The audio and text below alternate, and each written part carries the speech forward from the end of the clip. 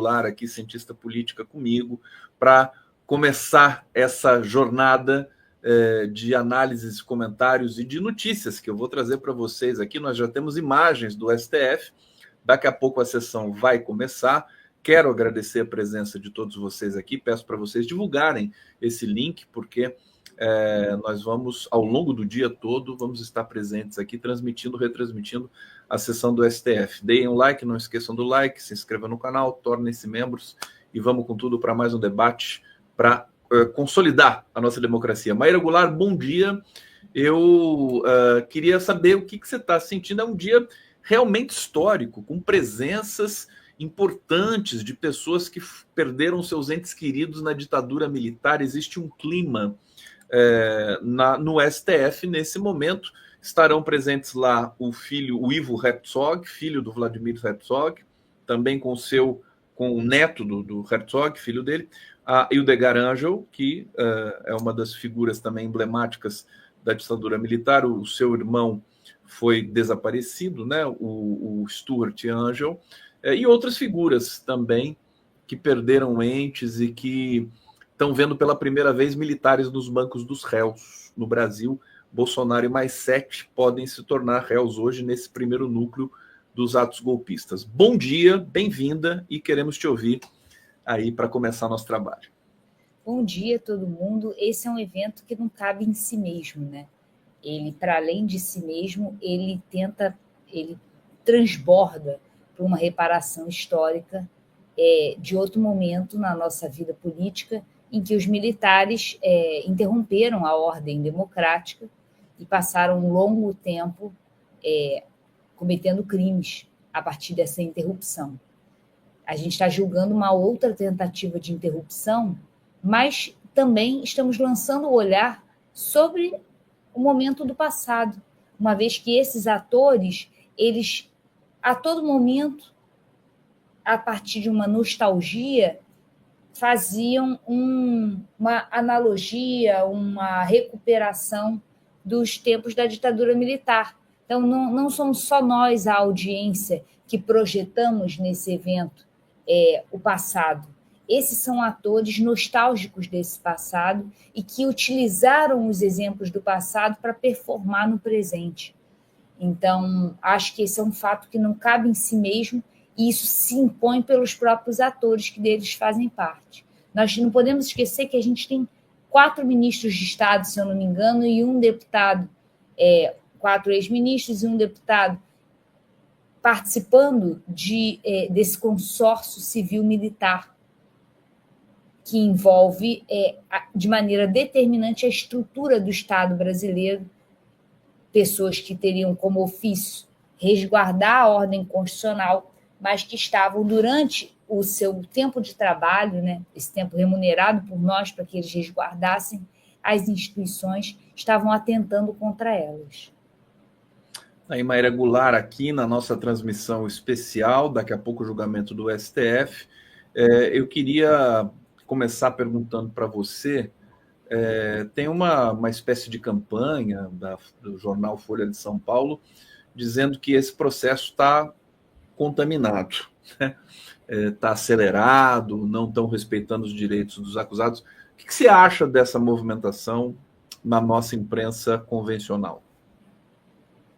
Primeiro, eu acho que esse processo ele tem que ter muito rigor no tocante ao devido processo legal, no tocante ao resguardo do Estado de Direito, para interditar qualquer tipo de analogia com a Lava Jato, com outros momentos em que os operadores do direito estiveram a serviço de processo político.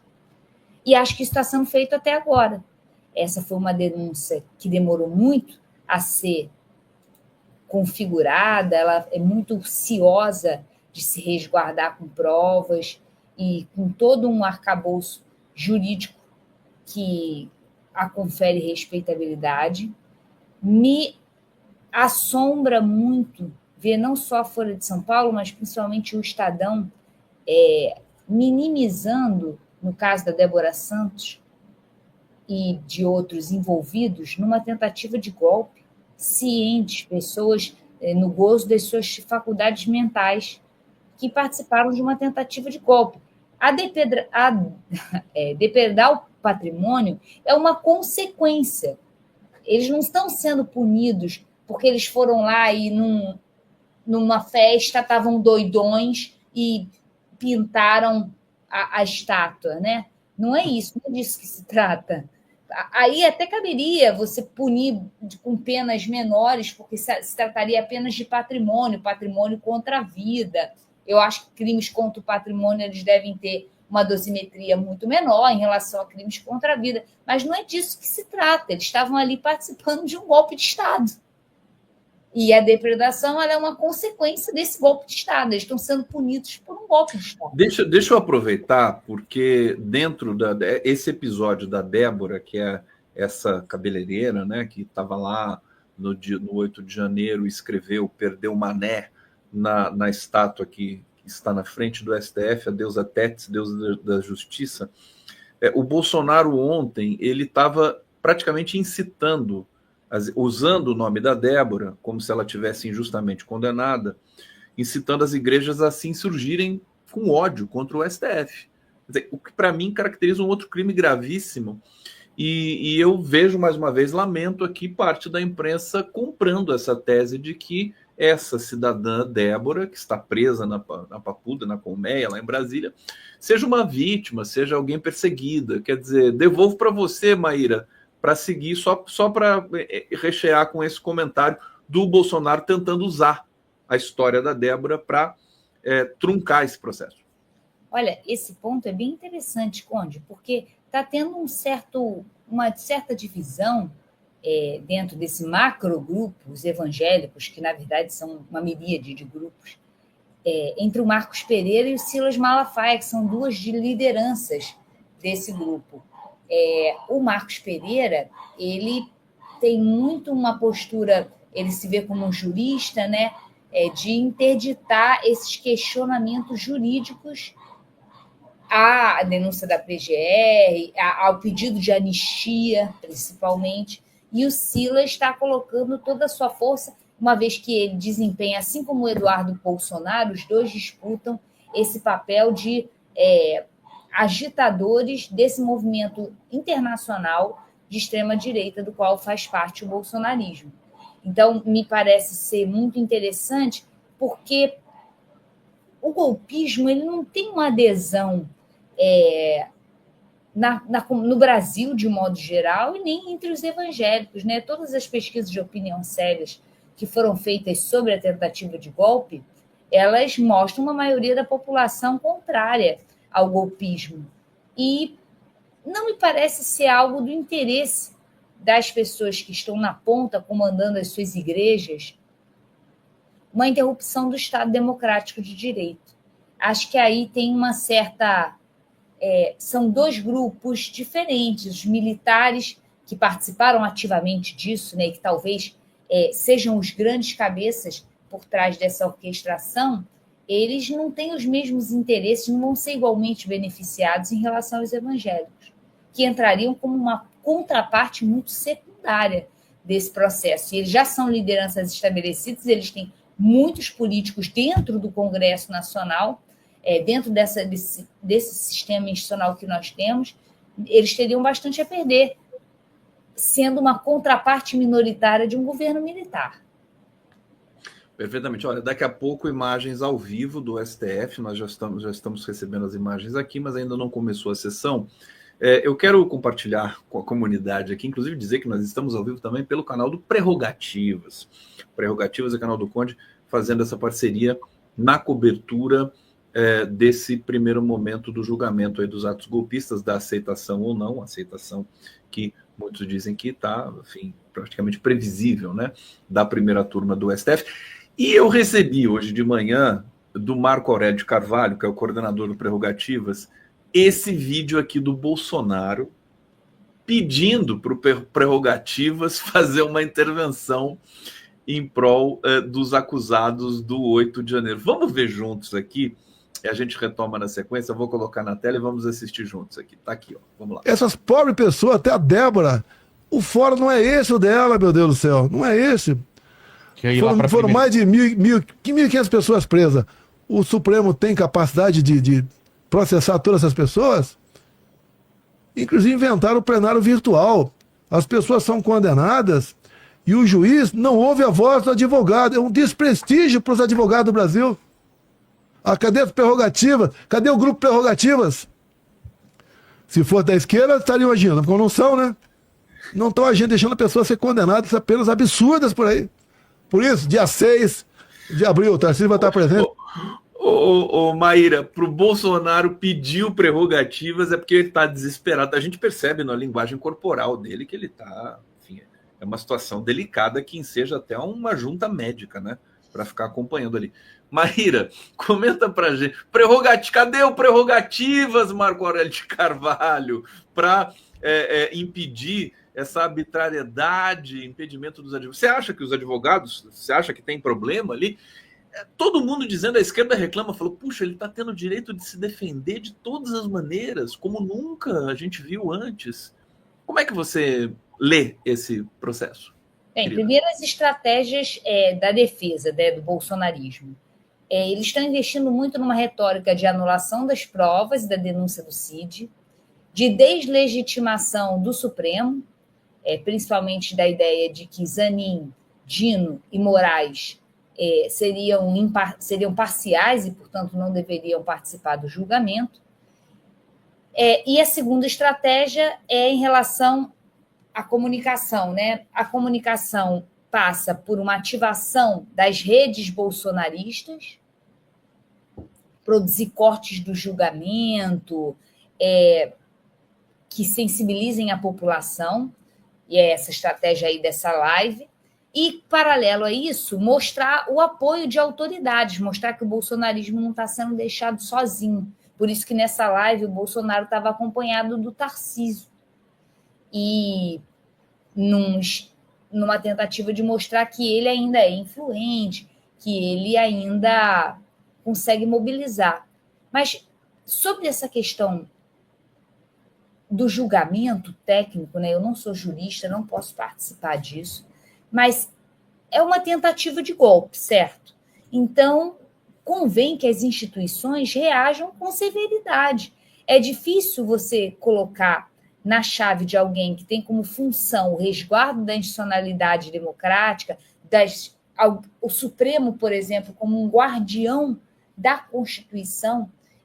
A função dele é combater esse tipo de iniciativa. Então, ele não pode estar numa relação de imparcialidade diante da iniciativa. Ele pode, sim, ter uma relação técnica com o processo, a prova, para que seja julgado com o devido processo legal se houve ou não tentativa de golpe. Mas uma relação equidistante entre um movimento político antidemocrático e antiliberal e a institucionalidade democrática, essa posição de imparcialidade não pode ser exigida daqueles que têm como função resguardá-la. Você falou dos cortes, né? Essa transmissão é uma das coisas que mais apavoram o bolsonarismo. É uma arma que, inclusive, eles sempre usaram muito, que são as redes sociais. Quer dizer, esse julgamento é clima de final de Copa do Mundo. É uma coisa que eu identifiquei aqui. O Brasil está parado para ver esse julgamento hoje. Todas as redes vão transmitir, Rede Globo, CNN e tudo mais. Nós aqui no chão da fábrica das redes sociais do YouTube. E aí tem aqui um relato que eu vou trazer para você, Maíra, para você comentar. Olha, os aliados do ex-presidente lamentam que o julgamento vai ser transmitido pela TV Justiça, que é regra no plenário, mas só nas turmas em casos excepcionais. Além disso, o Procurador-Geral da República, Paulo Gonet, vai fazer pessoalmente a sustentação oral. Olha só que informação importante. Função que nas turmas geralmente fica com subprocuradores. Ao temor de que o bolsonarismo caia em uma armadilha da qual se aproveitou por várias vezes, a produção dos chamados cortes para as redes sociais, a separação de trechos específicos de uma transmissão capazes de viralizar. Né? Aliados de Bolsonaro já esperam que palavras-chave sejam usadas nos discursos dos ministros e que isso provoque efeito negativo, como golpe, decapitação, envenenamento e invasão e depredação. Olha que engenharia complexa nessa história toda, Maíra. Comentário, por favor, dessa situação. Olha, a batalha, gente, é nas redes. eu acho que nós, do mundo do passado, temos dificuldade de entender que vivemos no mundo da produção de cortes e disputa de maior repercussão nas redes. Por outro lado, eu, talvez, enquanto pessoa do mundo do passado, quase um alienígena do passado, que chegou aqui para comentar isso, eu tenho fé no ser humano. E eu acredito que o ser humano que está ali na sua rede bolsonarista, rezando para pneu, talvez não o que está rezando para pneu, mas aquele que não reza para pneu, mas está ali, recebe no zap da família, fake news. Eu acredito que ele tem uma curiosidade de ver por si mesmo o que está sendo informado, sem corte, sem filtro. É igual, eu não sei se você tem isso, Conde, de quando você vê muita foto com filtro, você sente aquela coisa, pô, eu queria ver essa pessoa normal, sem filtro, que ela botasse uma fotinho normal. Eu acho que talvez isso aconteça com o cidadão. E como você mencionou, o fato dessa informação, desse fluxo discursivo, está sendo transmitido na sua íntegra, possa empoderar esse cidadão comum de ir lá e buscar informação por si mesmo. Aliás, eu acho que essa tem que passar a ser uma exortação do campo democrático, que é, fulano, pessoa, querido, vá lá e busque a informação sem corte. Vai ouvir o que o Lula falou, o que o Haddad falou, ouvir sem corte, ouvir o que o Bolsonaro falou sem corte, ouvir o que o Gonê falou, o Alexandre de Moraes, quando ele for falar, tenta ouvir a íntegra. Mas o corte é importante também, né? Quer dizer, nesse sentido, o corte está sendo um problema para o bolsonarismo, né? Que sempre usou esse. Aliás, o jornalismo usa muito esse dispositivo para descontextualizar falas, né? Perfeito. Eu falei, a primeira coisa, nós não podemos nos basear apenas na fé no ser humano. Nós, o campo progressistas, temos que produzir nossos cortes. Temos que produzir microcortes, fazer reels, fazer stories e comentar isso que a gente está fazendo, produzir cortes comentados. A gente tem que lutar a batalha das redes, novos processos de informação. Mas acho que, em paralelo, a disponibilidade da informação sem corte pode ser um diferencial desse processo, porque o cidadão pode ir lá e falar, pô, vou lá ouvir a íntegra. Não quero ficar pegando essa comida já mastigada. Eu quero antecipar aqui para a nossa comunidade que eu vou fazer, com a ajuda da inteligência artificial aqui do meu aplicativo, muitos cortes desse julgamento. Até porque eu acho que é importante fazer, porque o povo trabalhador brasileiro não tem tempo para acompanhar o julgamento na íntegra. Então eles vão ser, e evidentemente a direita também vai fazer os cortes dela, né, Maíra? Então vai ser uma briga de cortes. E essa briga agora. A gente não pode se furtar. Qual é a batalha agora? A batalha são as redes sociais. E não adianta a gente achar que tem como... volta aquele ponto que a gente conversou na manifestação. O negócio agora é povo na rua, povo na rua. Sim, gente, o negócio agora é menos povo na rua e mais povo na internet. E cada grupo tentando acessar seu micronicho desse povo na internet. Então a gente tem que entrar nessa batalha. Vamos lá para mais uma conversa. Deixa eu ler um comentário aqui. Tem um internauta que apareceu aqui nas minhas redes e tudo mais. Ele é de direita, ele é bolsonarista, ele gosta do Bolsonaro, mas ele é respeitoso, está aqui comentando, se lamentando. E eu confesso que estou até comovido com essa mensagem que ele está deixando aqui. Eu vou ler para todo mundo. Márcio, eu, como patriota, ele diz, entrego os pontos, o mal venceu, parabéns a todos envolvidos, combati o bom combate, cheguei no meu limite. Querido, não precisa entregar os pontos assim, quer dizer, não digo que você... Eu acho que você pode avaliar, reavaliar. Acho que muita gente está reavaliando nesse momento também onde que foram se meter, inclusive essas pessoas que estiveram envolvidas lá no 8 de janeiro. O que você diria para o Márcio e para esse contingente que está confuso nesse momento também? Estou pensando nisso, adorei essa sua provocação agora, para eu pensar uma coisa...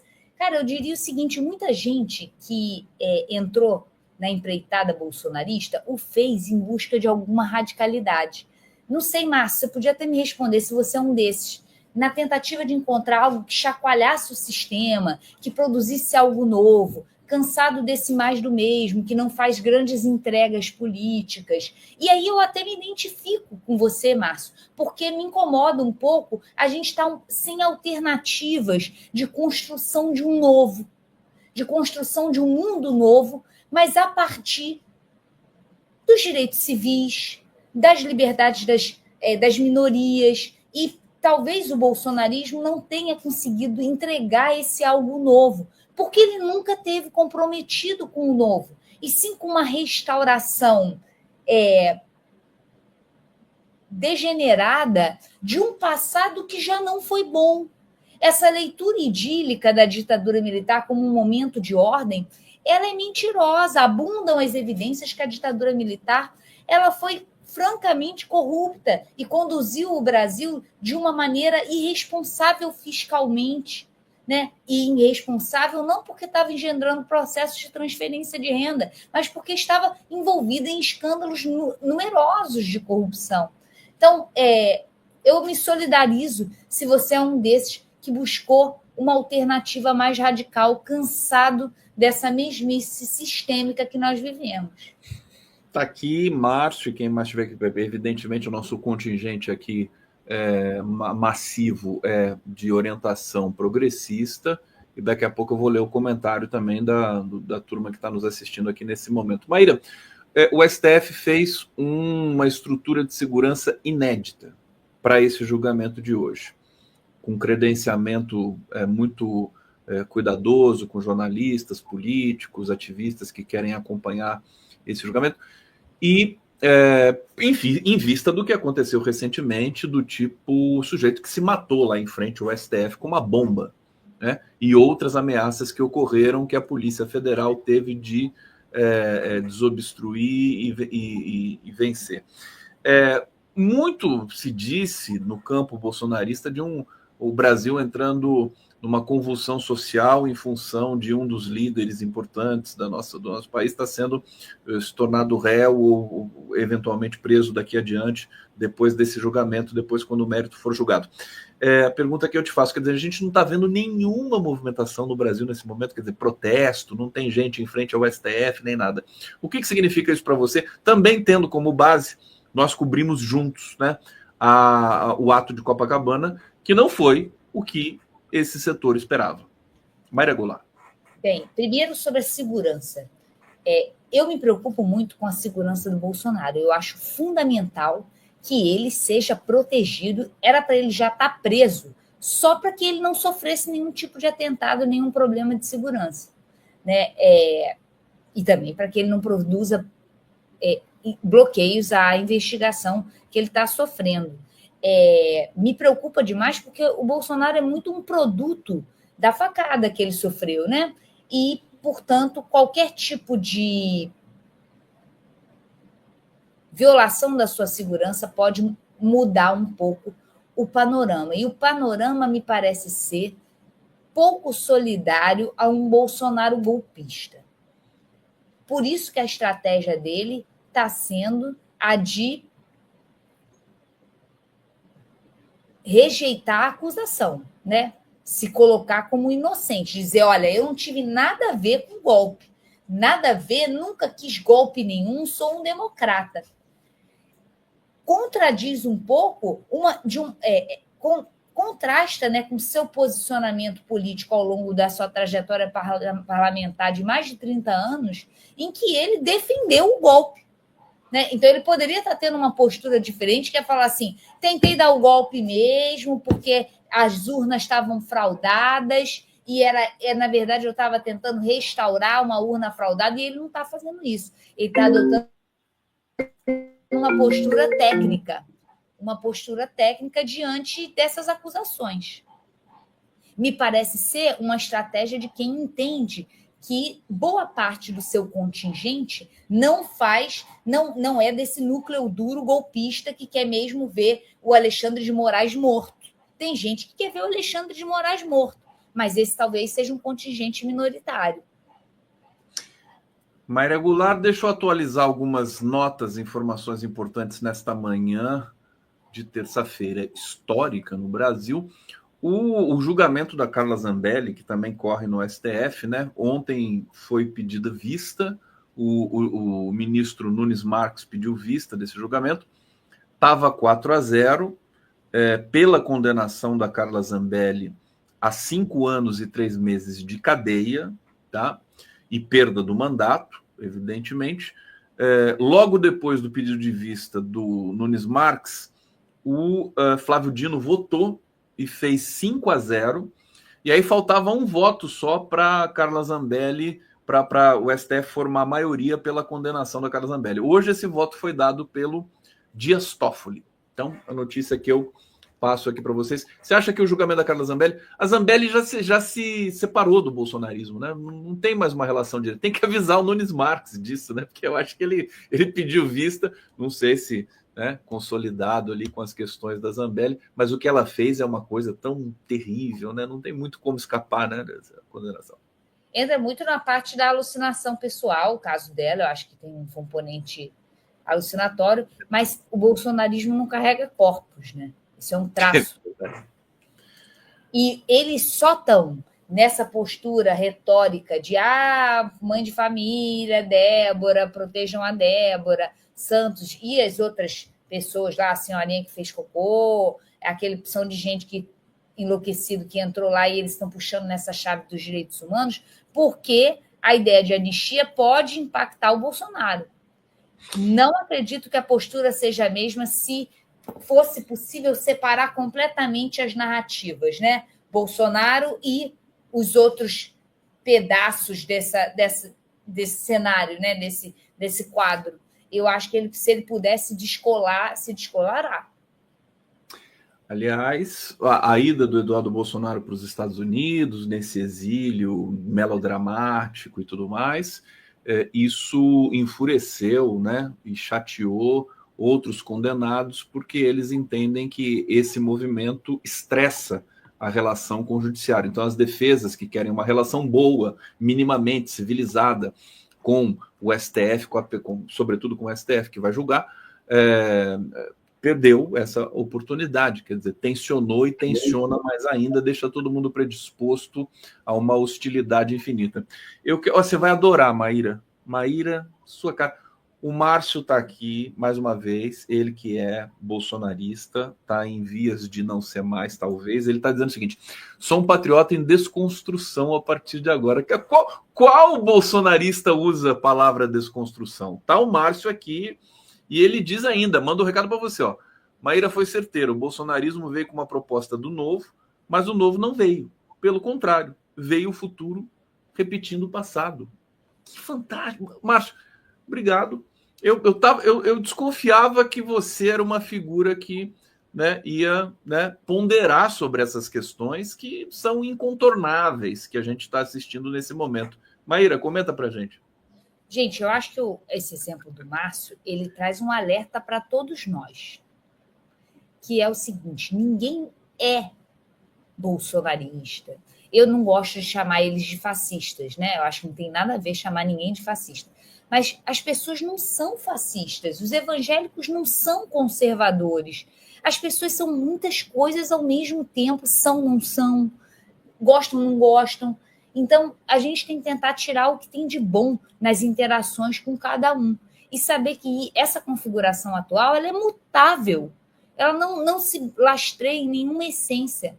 E cada um que eventualmente tenha votado em Jair Bolsonaro pode não votar mais. Isso depende de nós. Não depende nem, mas o governo Lula. Não depende do governo Lula, não. Depende de nós, nas nossas interações, não nos insularem para convivermos em bolhas de pessoas que pensam como nós, sairmos das nossas bolhas e ir atrás dos maços das nossas vidas. A gente tem que identificar onde é que estão os maços das nossas vidas para que a gente possa acolhê-los e trazê-los de volta. Tá aí, obrigado, Márcio. A Regina Zalk-Leiva está dizendo aqui: Márcio, sempre sofreremos se apostamos somente na dicotomia bem versus o mal.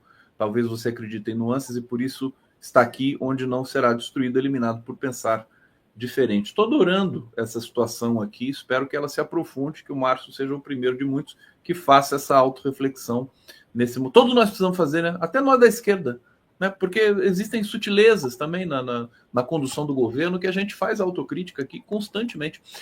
Maete Reis, querida, obrigado. Está dizendo aqui, grande dia, o dia realmente histórico. Daqui a pouco as imagens aqui já soltaram a vinheta do começo do julgamento.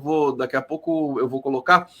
Maíra, para a gente já concluindo essa sua sempre magistral participação, como é que está a situação na vida acadêmica? E o que você está aprontando? Conta um pouco para a gente da pesquisa que você está debruçado agora. Você sempre está pesquisando muita coisa. Por exemplo, esse julgamento deve render muita informação para você e para o LabCon, para o laboratório, né? A gente está sempre olhando para o passado, né? Porque a gente é cientista político, a gente não trabalha na futurologia. Durante os últimos anos, me debrucei sobre a trajetória legislativa do Bolsonaro.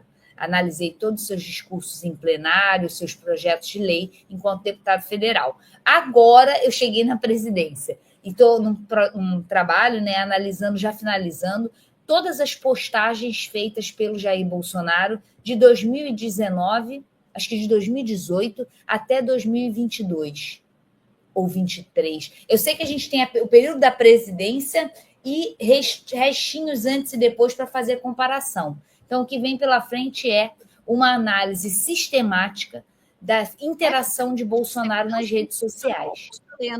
O general... Olha, está tendo início aqui, deixa eu só preparar tudo aqui corretamente para vocês. Deputado federal e ex-diretor da ABIN, Alexandre Ramagem. O som está liberado também. Então, deixa eu só me despedir da Maíra, querida. Deixa eu tirar aqui para eu poder me despedir corretamente da Maíra. Maíra, muito obrigado pela sua presença, pelas suas explicações, considerações sempre tão preciosas aqui, cirúrgicas. Nós vamos nos encontrar, acho que mais vezes ainda, antes do dia correto, que é terça-feira que vem, do nosso elenco do Giro das 11. Nós vamos agora, portanto, fazer a retransmissão oficial do julgamento no STF. Continuem com a gente, eu vou estar aqui acompanhando, monitorando, e a qualquer momento podemos entrar também. Maíra, um beijo, querida. Beijo, gente. Vamos abrir cerveja hoje cedo, hein? Hoje pode beber cedo.